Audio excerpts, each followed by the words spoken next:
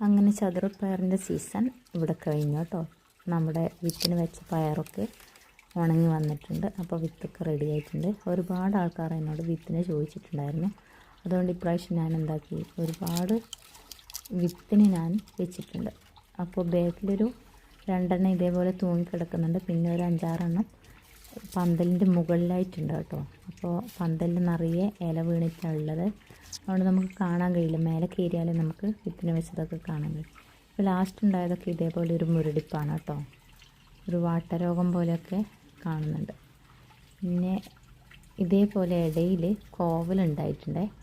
നമ്മൾ ആദ്യം ഈ പന്തലിട്ട് കൊടുത്തത് കോവൽ പടരാൻ വേണ്ടിയിട്ടായിരുന്നു. പക്ഷേ ഈ കോവൽ എന്ത് ചെയ്തില്ല, പടർന്ന് കിട്ടുന്നില്ല. എന്താണെന്നറിയില്ല, പടരുന്നേ ഇല്ല.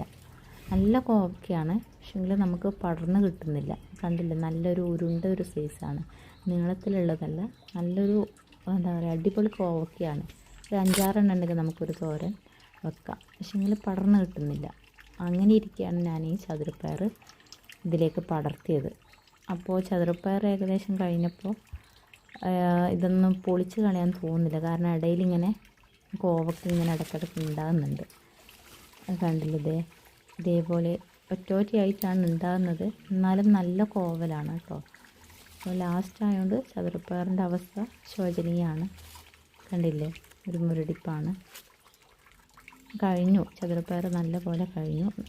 നവംബർ ഡിസംബറാണ് ഇതിൻ്റെ സീസൺ. പിന്നെ ഈ 3 കോവയ്ക്കുണ്ട്. ഇതിൻ്റെ കൂടെ എന്തെങ്കിലും ചേർത്തിട്ടൊരു മിക്സഡ് തോരനാക്കാം. അപ്പോൾ ഇത്രയൊക്കെയാണ് ഇന്നത്തെ വിശേഷം.